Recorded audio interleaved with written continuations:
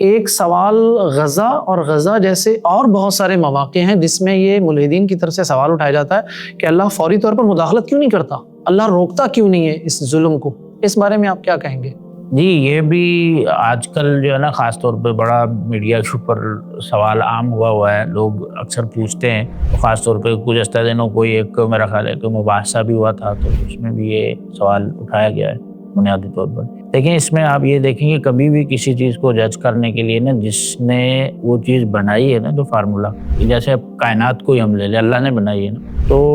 ہم سب سے پہلے جانیں گے کہ اللہ تعالیٰ نے کس مقصد کے تحت یہ بنائی ہے۔ جب مثال کے طور پہ ایک انجینئر کبھی بلڈنگ کوئی تعمیر کر رہا ہوتا ہے نا، تو وہاں کوئی پہلے سے کوئی بلڈنگ بنی ہوئی ہے تو اس کو توڑتا ہے، آپ کہیں یار یہ اس کو توڑ رہا ہے، نقصان کر رہا ہے، فوراً کیوں نہیں روک رہے اس کو؟ تو اب اس انجینئر سے آپ پہلے پوچھیں گے کہ یار آپ یہ کیوں توڑ رہے ہو، یہ نقصان کیوں کر رہے ہو؟ تو یہی مثال دیکھیں، اللہ تعالیٰ نے کائنات کے بارے میں فرمایا کہ خلق الموت والحیات لیبلوکم، اس نے موت زندگی اس لیے پیدا کی تمہارا امتحان لے۔ یہ سمجھو ہم دارالامتحان میں بیٹھے ہوئے ہیں، اب ایک بندہ ہے، آپ نے اس کو پیپر سوالیہ پکڑا دیا کہ یار یہ پیپر ہے، آپ کے پاس 3 گھنٹے ہیں، 3 گھنٹے میں آپ نے اس کو حل کر کے دینا ہے۔ اب نگران گھوم رہا ہے، دیکھ رہا ہے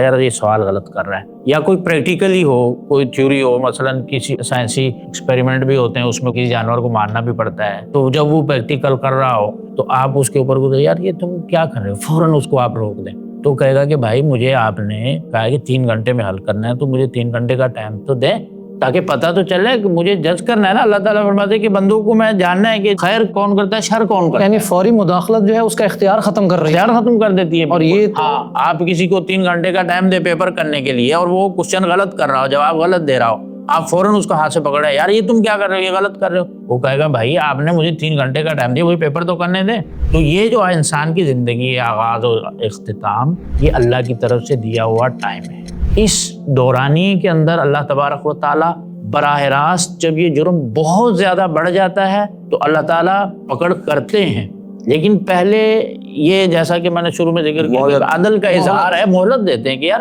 آج اس نے غلطی کی ہے، کل سدھر جائے گا، توبہ کر لے گا، لوٹ کے آ جائے گا۔ اب جب اس کو وقت ہی نہ دیا جائے، فوراً آپ اس کو پکڑ کے اس کے اوپر چھری چلانے لگ جائے تو وہ کہیں گے کہ بھائی مجھے تو آپ نے ٹائم ہی نہیں دیا، تو پتہ کیسے چلتا کہ میں اچھا ہوں یا برا ہوں؟ یہ کہیں کہ اگر فوری مداخلت ہو ہاں تو ایک تو انسان کا اختیار ختم ہو جائے گا، بالکل، کائنات کا نظام درہم برہم ہو جائے گا،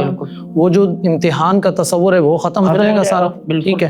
ٹھیک ہو گیا، یہ بات آ گئی۔ اس میں آپ نے کیا بات کی تھی ابھی کہ مہلت دی جا رہی ہے ان کو، اچھا اس میں ہم یہ کہہ سکتے ہیں کہ اللہ تعالیٰ کی مصلحت کو اللہ بہتر جانتا ہے کہ کس کام کو کس ٹائم پیریڈ میں کرنا ہے۔ بالکل ایسے ہی، اور بندے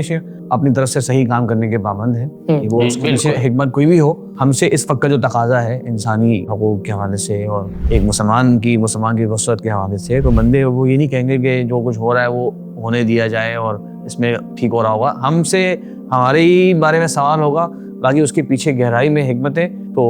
بلکہ اس میں ہمارا بھی امتحان ہے بھائی، جو خیر والے ہیں ان کا بھی امتحان ہوتا ہے کہ خیر والوں کو کہا گیا ہے کہ کسی کو برائی کرتے ہوئے دیکھو تو اس کو روکو۔ اب وہ قتل عام کر رہا ہے، ساری دنیا دیکھ رہی ہے، ان میں ملحدین بھی بیٹھے ہوئے ہیں، بھائی تم اتنے خیر پسند ہو، یہ چاول دہی بانٹنا تو یہ تو سب کچھ کر سکتا ہے، اس کو کیوں نہیں پکڑتے؟ بالکل، یہ آپ کا بھی ذمہ داری ہے، یہ بھی تو خیر کا کام ہے نا، یہ خیر کا کام۔ اعتراض کرنے والا صرف ہم پر اعتراض، آپ کیوں نہیں روکتے جا کے ان کو؟ ٹھیک۔